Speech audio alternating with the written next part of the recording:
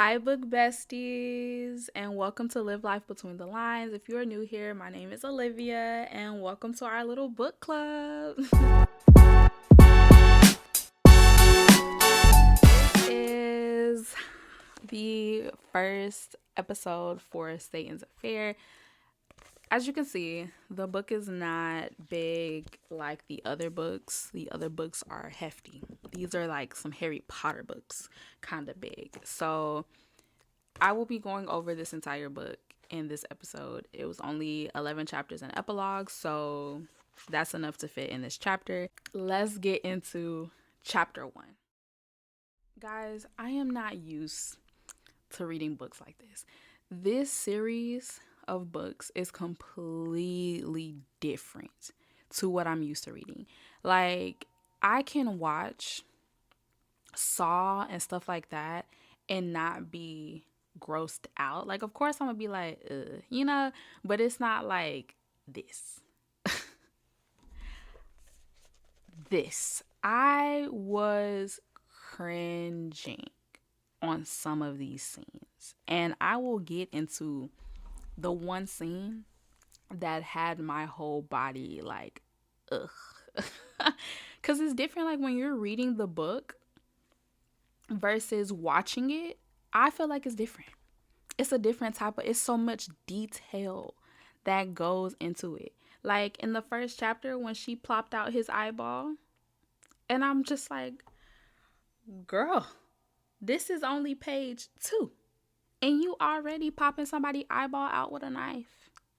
It doesn't tell you who the main character is just yet, like the names or anything like that.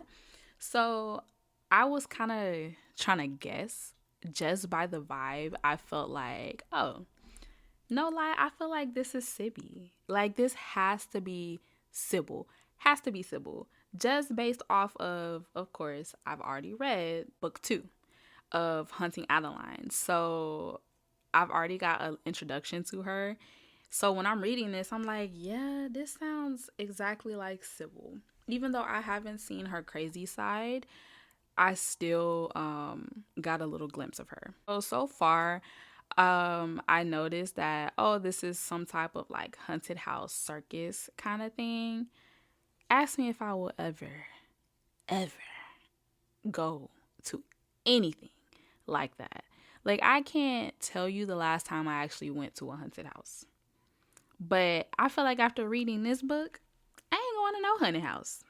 And it's so funny because I be trying to get like my cousins or them to go to haunted houses. Like, we be trying to make the plan, but we all scary. So we be all like, yeah, we should go to a haunted house. We should go to a haunted house. And then we don't go. But this book right here, let them speak of any type of haunted house. I'm not going. No, I'm good. I'll be on the Ferris wheel. I'll be at the food stands, but I'm not walking into no haunted house for some crazy girl in the walls to judge me and say I smell like rotten eggs. No, let me smell like daisies, flowers, tulips, anything of the sort, but not no rotten eggs. Cause, anyway, so then I started reading more into the book, and I'm just like, oh, she nasty. She's nasty. She be getting down and dirty with her henchmen. Oh my gosh. I was like, oh, y'all real nasty. And it's 5 of them. All of the nasty scenes that happen, I do end up rating them on a scale of 1 to 10. I will be doing that the entire time through the book series.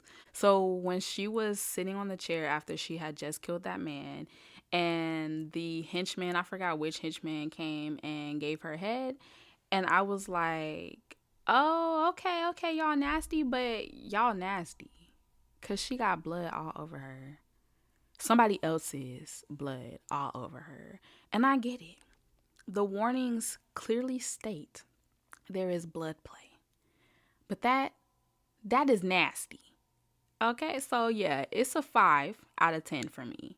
Because I was trying to get into it like, okay, a little head action. And then I just kept picturing the blood. And I'm just like, I'm not into that. I don't know if y'all into that, but I'm not into that. That ain't it for me. Okay, so especially somebody else's. It ain't even hers. It's somebody else's. I'm sorry. Anyway, let's jump over into getting into chapter 2. Okay. So for chapter 2, guys, this chapter I think is where most of my questions came into play cuz I'm trying to figure out, is this justifiable? I was going to ask that question for y'all. I was going to ask, do y'all feel like what she is doing is justifiable? Hi guys. So, I look slightly different. This is a whole different recording. When I was editing, I noticed that my video was completely ruined. Terrible. Like this, it was such static. My voice was high pitched. The words wasn't matching up with what I was saying. It was just a whole lot going on. I don't know why my video came out like that. I don't know if I got like a phone call mid recording. I don't really remember, but something happened to the video that I was supposed to be recording, so now I have to re-record the video. Thank goodness it was only chapter 2 that I have to re-record, but let's go ahead and get into it. So we were talking about, is it justifiable of what she was doing? Because I feel like she's trying to be more of like an anti-hero, but where I'm kind of like, I'm not sure if I'm on your side or not, is because, yeah, she has some type of mental situation going on. Like, something most definitely is wrong with her. Especially around the times where she doesn't know if she should, like, say if somebody pissed her off, they don't have a bad scent, but they pissed her off and she's like, I really want to kill you right now, kind of thing. That's where I'm just like, I'm not really on your side with things like that. But I see what she's trying to do. Like I said, she kind of gives like anti-hero. Like, she's not the villain, but she's not the hero either, because she doesn't take it the justice route. She's taking it the I'm gonna take care of you myself route. But the thing is she always correct the route that she's taking? Is she always, because she's going based off of her scent. But that's the thing, is the scent 100%? Is that a real thing? Because this isn't no like supernatural kind of book. So that's what kind of throws me off, is your scent might not be 100% true. So I have a lot of questions that aren't answered yet, and that's why I'm not sure if I'm on her side or not. Also, yeah, she has a bit of a temper. Also, she made a comment on like page 15 about like animals and stuff like that. And yeah, most of the population of the world eats meat, right? And then of course you have the population that are vegetarians and stuff like that, who choose not to eat meat for religious reasons, for, animal cruelty, for whatever reason, people choose not to eat meat. But the thing with her is, she was saying, the poor animals. So is that a reason to also be smelling like rotten eggs? Because I just had a burger or something from but at the same time, she also was talking about eating Philly cheesesteaks. Anyway, I don't know. I can't keep up with Sybil's mind, because then I'm going to be going crazy just like her. But I don't like her dad. I don't like her dad at all. I just don't like the fact that her dad be playing with the Lord. That's what bothers me. Like, you're not about to sit up here and play with the word of God. Not at all. So I'll just say what she did to him most definitely was justifiable. And then the guy that sexually assaulted his girlfriend, oh, you too. Now, y'all, let me look at my notes and see if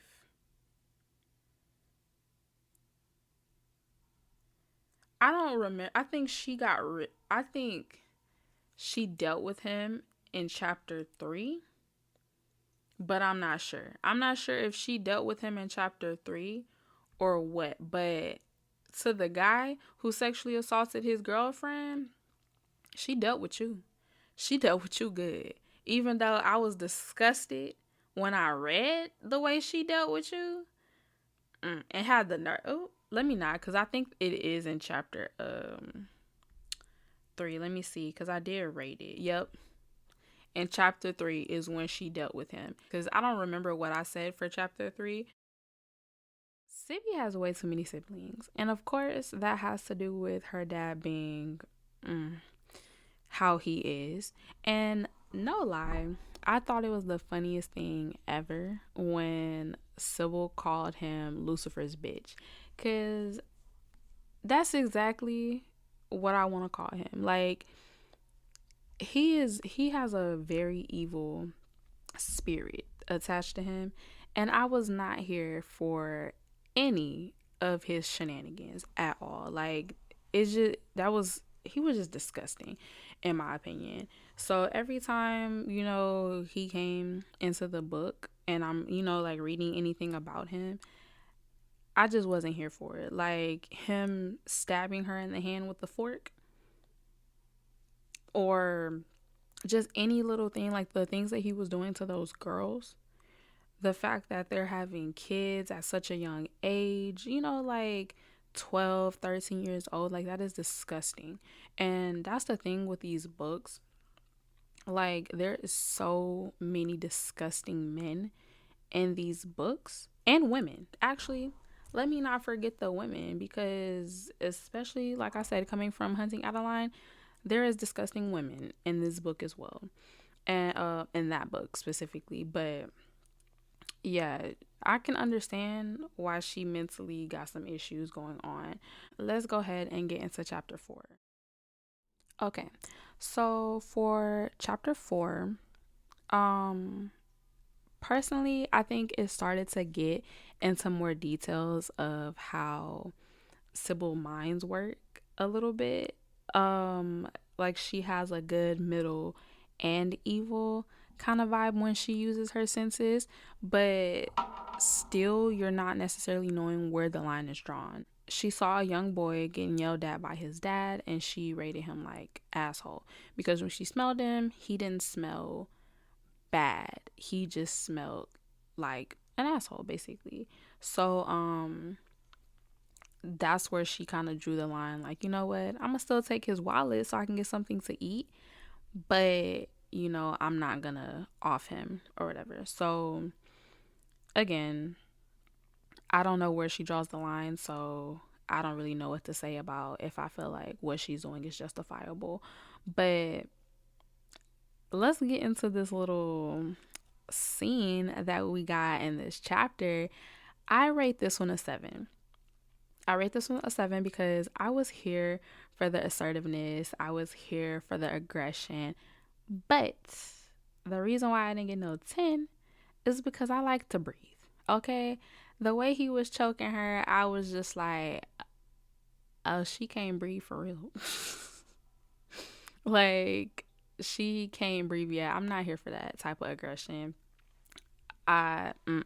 Little soft play aggression is fine. There's a level, like I don't want the pain rate to be at a 10 or even a 5, maybe a little 3 or something. Like, don't be choking me and I'm over here eyes bulged out, like eyes are red because I can't breathe. That ain't cute. That ain't cute at all. And I'm speaking from my personal opinion. I don't like that. So that's why I rate that one a 7. But I would love to know what y'all would rate some of these. And then the ending. I have an opinion on this one, and I'm actually just going to read what I wrote word for word, because I don't want to sum it up and kind of miss some things of what I was how I was feeling when I was reading that chapter. So this is speaking on Sybil then already had got Gary, tied him up, he on the wall, and she goes back to listen in on Jennifer that's in the room, and she notices Jennifer's crying. She's upset, and she's just like, he didn't come, and he didn't come and talk to me. He didn't come and find me. Like, he didn't even put in the effort. So Sybil's upset because she's just like, how dare you? I took this man. I'm about to, execute this man for you. How dare you be upset that he didn't come after he, sexually assaulted you? How dare you? That's how she's feeling. So this is my opinion on Sybil's rage towards Jennifer.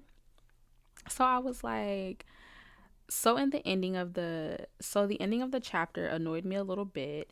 In an ideal world, after Gary sexually assaulted Jennifer should have reported this to the cops, told a trustworthy friend or family member, blocked him, and never speak to him again, and probably go as far as getting a restraining order.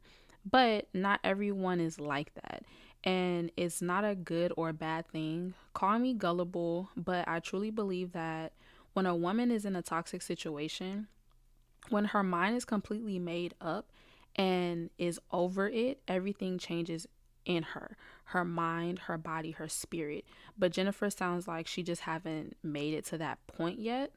This is probably very confusing to her, so for Sybil to get mad and judge her like that annoys me. But then again, all Sybil screws aren't tight either. So that's what I said. So to go into it, like, you never know how you're going to react in a situation like that. And of course, like I said, the thing to do is be like, oh, get out of my life, leave me alone. But I'm pretty sure we have all seen different situations and scenarios where someone stays in that situation knowing that they probably should get out of that situation. And we never know their reasoning for staying. You never know. You're not in that situation. You never know. So I'm not going to speak on she should have stayed. That's the easiest thing to say, is that she should have stayed. But as you can tell, she's confused. She doesn't know what's going on. Like, of course she feels like, oh, he sexually assaulted me because I told him no. But I think she still wanted some type of, like, she wanted to hear what, like, why would you do that? Like, why, what was the reason? So that's just my take or my interpretation on why she still felt sad. And like I said, Sybil for sure jumped the gun and was just like, most definitely was being rude and was calling her all type of names and calling her ungrateful and this and that.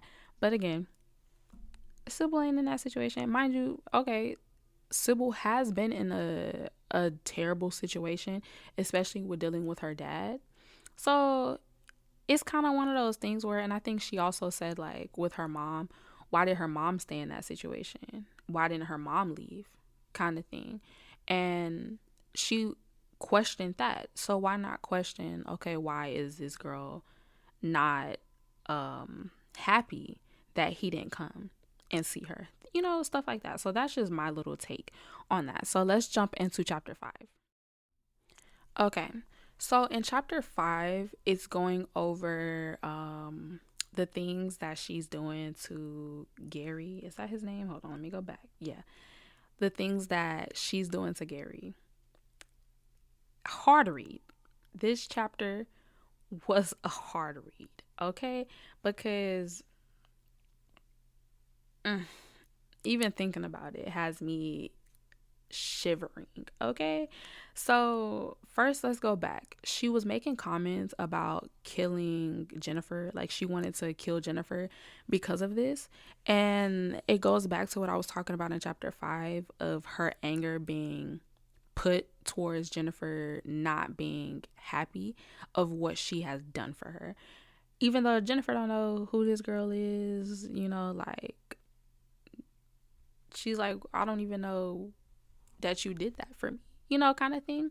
But Sybil has made comments about killing innocent people just because she's mad. Like when those girls knocked over her cotton candy and she was just pissed off about it.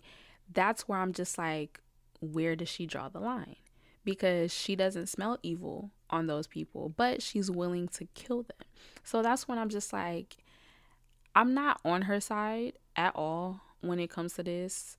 It's just one of those situations of, where is her mind at? You know, that's what I'm really more curious about. But when she got Gary, y'all,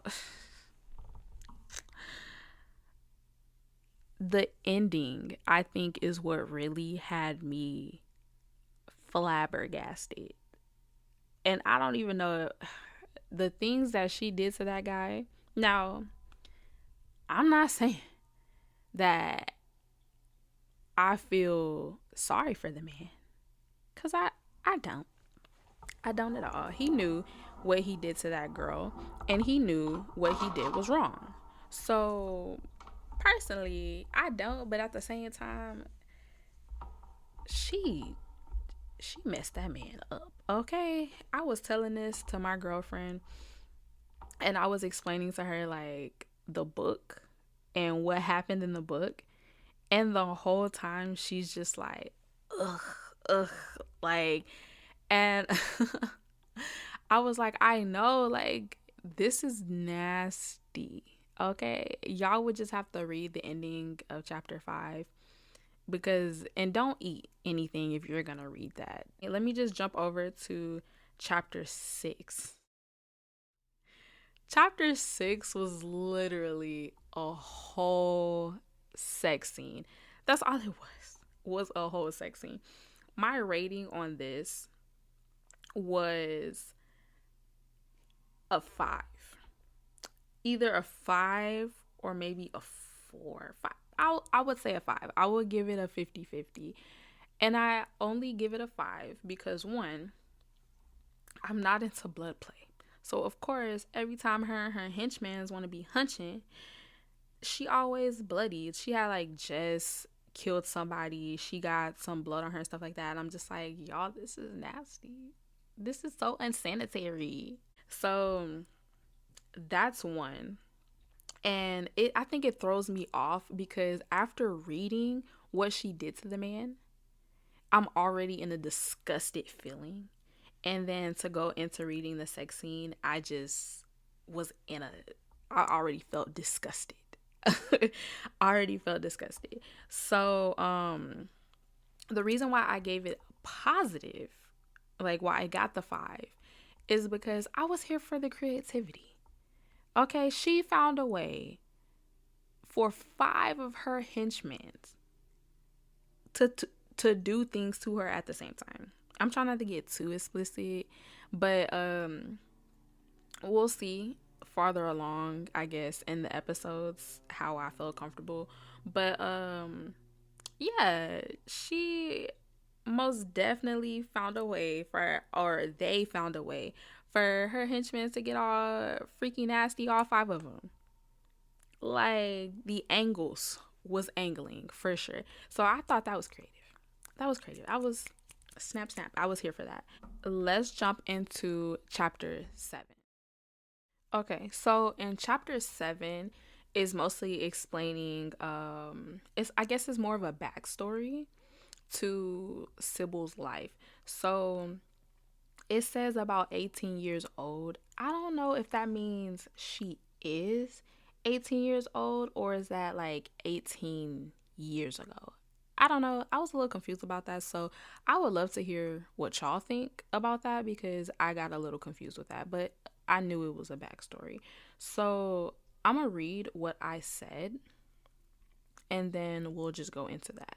So anyways, my take on this chapter is short, but damn, I can see why she's mentally unstable. Her dad is an unholy preacher that bullies, beats, and rapes women and children. And her mom is a frail woman that tried to protect her child the best way she could, but was so scared of her baby daddy rapist. She endured the abuse till she couldn't take it no more, killed herself, but hoped that her daughter could carry out killing him, which I'm pretty sure she did based on the beginning chapters, she doesn't mind killing, of course.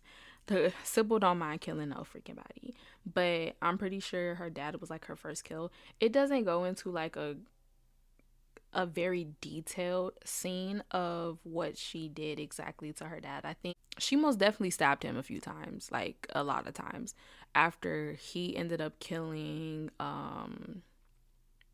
one of the women in the compound that disagreed or disobeyed his rules or something like that. Killed her, so Sybil took the chance and killed him. Um, it was literally just a few sentences of that, so it wasn't a lot of details of what she did. I don't think she like tortured him or anything like that. But yeah, like the scene of her mom, I think that was so sad to me, cuz she was just saying like she didn't know when her mom had even passed away. She was just laying there staring at her, not knowing if she was staring at a dead corpse or not really realizing when she even went. She's thinking that her mom is asleep, but does she know that her mom probably ended up passing away probably right after they lay down or so. So, like I said, it was going to be short for chapter 7, and then we're going to jump into chapters 8. Okay, so for chapter 8, I did have a question. So, in the beginning chapters, I thought that she worked at the haunted house.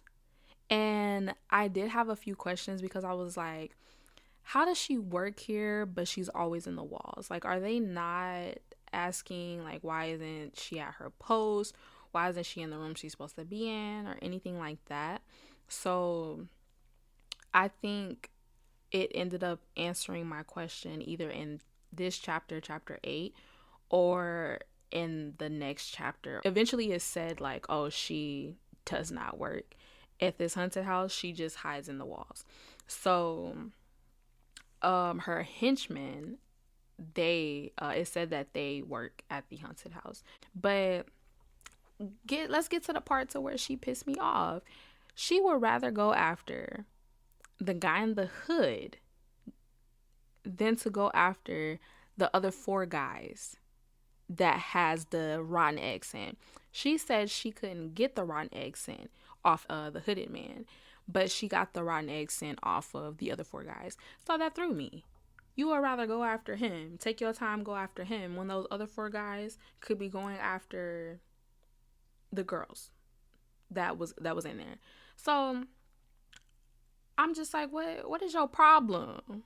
Like, threw me. So then I'm just like, why can't she get her henchmen to go and get the other guys or something? And I guess she kept saying, oh, she didn't want her cover to be blown and this and that.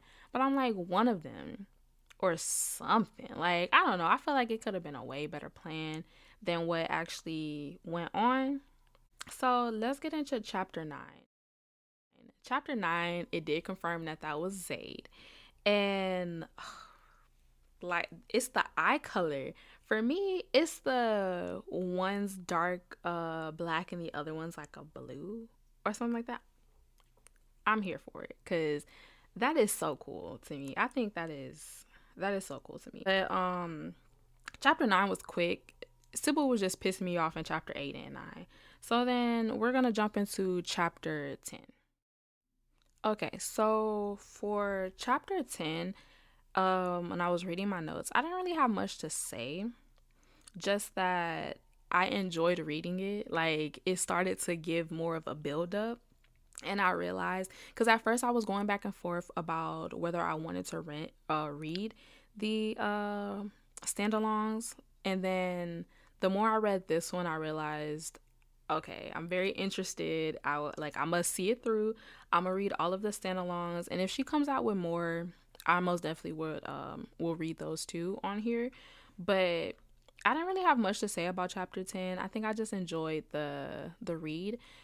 So what happened in this chapter was, if my memory serves me right, Zaid was trying to interrogate the guys, and Sybil was kind of going back and forth between whether she trust him or if she didn't.